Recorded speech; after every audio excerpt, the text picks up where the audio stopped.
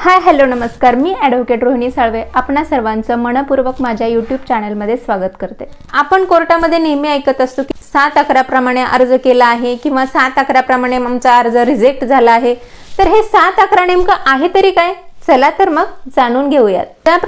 मित्रांनो, ज्या वेळेस आपण दिवाणी दावा दिवाणी न्यायालयामध्ये दाखल करतो त्यावेळेस नक्कीच आपण आपला अमूल्य वेळ, पैसा आणि असीम बुद्धिमत्ता वापरलेली असते। आणि दुर्दैवाने जर समजा न्यायालयाने काही कारणास्तव आपला दावा काढून टाकला तर आपले पैशात न मोजता येणारे नुकसान पर्यायाने वकिलाचे आणि पक्षकारांचे सुद्धा होते। असे नुकसान होऊ नये असे तुम्हाला जर वाटत असेल, न्यायालयाने आपला दावा काढून टाकू नये, तर यासाठी काही पूर्व काळजी घ्यावी लागते। आणि ती काळजी कोणती आहे आणि त्यामध्ये कुठले कुठले मुद्दे येतात ते आपण अगदी मुद्देसूदपणे पाहणार आहोत। एखादा दिवाणी दावा रिजेक्ट करण्याचे अधिकार दिवाणी न्यायालयास दिवाणी प्रक्रिया संहिता order 7 rule 11 sub clause A, B, C, D आणि F यामधील नमूद तरतुदीप्रमाणे दिलेले आहेत।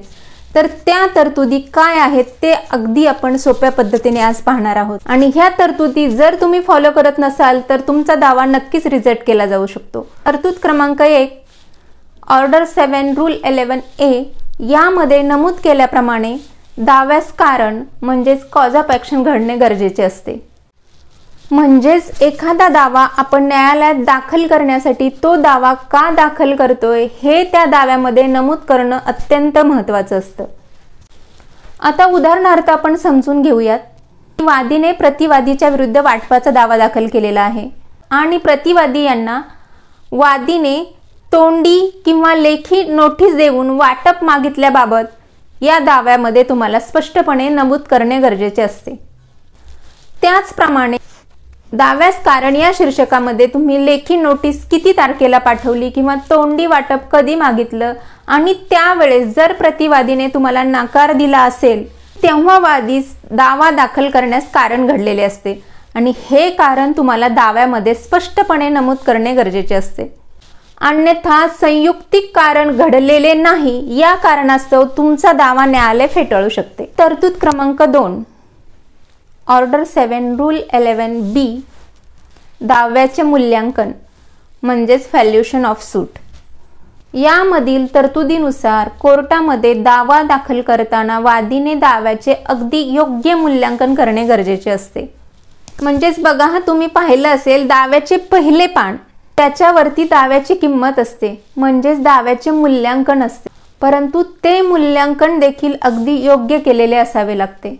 उदाहरणार्थ एखाद्या वादीने कोर्टाकडून कब्जा मिळण्याबाबत दावा दाखल केलेला आहे, त्या प्रॉपर्टीची किंमत 1 लाख रुपये असेल तर त्याचे मूल्यांकन देखील 1 लाख रुपये होणे गरजेचे असते, अन्यथा तो दावा काढून टाकण्यास पात्र ठरतो आणि कोर्ट असा कमी मूल्यांकन केलेला, कमी आकारणी केलेला दावा रिजेक्ट सुद्धा करू शकते।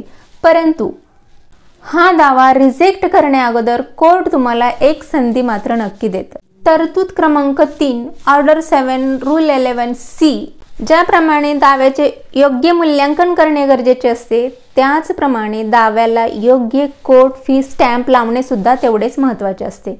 आणि जर तुम्ही योग्य कोर्ट फी स्टॅम्प लावला नाही तर या कारणासाठी सुद्धा तुमचा दावा रिजेक्ट केला जाऊ शकतो। उदाहरणार्थ एखाद्या वादीने जाहीर ठराव आणि निरंतर मनाई हुकुमाचा दावा दाखल केलेला आहे आणि असे समजून चालू आहे की त्या दाव्याची किंमत 2000 रुपये आहे, तर 2000 रुपयांसाठी 400 रुपयाचा कोर्ट फी स्टॅम्प लावणे तुम्हाला गरजेचे असते। परंतु तुम्ही जर 200 रुपयाचाच कोर्ट फी स्टॅम्प लावला आणि अशा परिस्थितीमध्ये सुद्धा तुम्हाला कोर्ट सर्वप्रथम पूर्ण कोर्ट फी भरण्यासाठी एक संधी देतं आणि याही परिस्थितीत जर वादीने कोर्ट फी स्टॅम्प पूर्ण भरला नाही तर अपूर्ण किमतीचा स्टॅम्प या कारणावरून तुमचा दावा रिजेक्ट होऊ शकतो। तरतूद क्रमांक 4 ऑर्डर 7 रूल 11 D एखाद्या दाव्याबाबत एखाद्या कायद्यान्वये बाधा येत असेल तर असा दावा आपण कोर्टात दाखलच करू शकत नाही। आणि उदाहरणार्थ समजून घ्यायचं झालं तर सगळ्यांनाच माहिती असलेले उदाहरण म्हणजे रेस ज्युडिकाटा यामध्ये स्पष्टपणे नमूद केलेले आहे की कोणताच दावा जो पूर्वी न्याय निर्णीत झालेला आहे आणि त्यानंतर तेच पक्षकार त्याच प्रकारचा त्याच मागणीसाठी दावा दाखल करू शकत नाहीत। त्याचप्रमाणे स्पेसिफिक रिलीफ ॲक्टचे कलम 6 नुसार आपण पाहिले तर आपण सरकार विरुद्ध सुद्धा दावा दाखल करू शकत नाही। त्याचबरोबर एकत्रीकरण योजनेच्या विरुद्ध सुद्धा कुठलीच दाद किंवा कोणताच दावा दिवाणी न्यायालयात आपण दाखल करू शकत नाही। ऑर्डर 7 रूल 11E यामध्ये नमूद केल्याप्रमाणे जो दावा वादीने दाखल केलेला आहे त्या दाव्याच्या झेरॉक्स प्रती, जेवढे प्रतिवादी आहेत तेवढ्या झेरॉक्स प्रती कोर्टामध्ये दाखल करणे गरजेचे असते।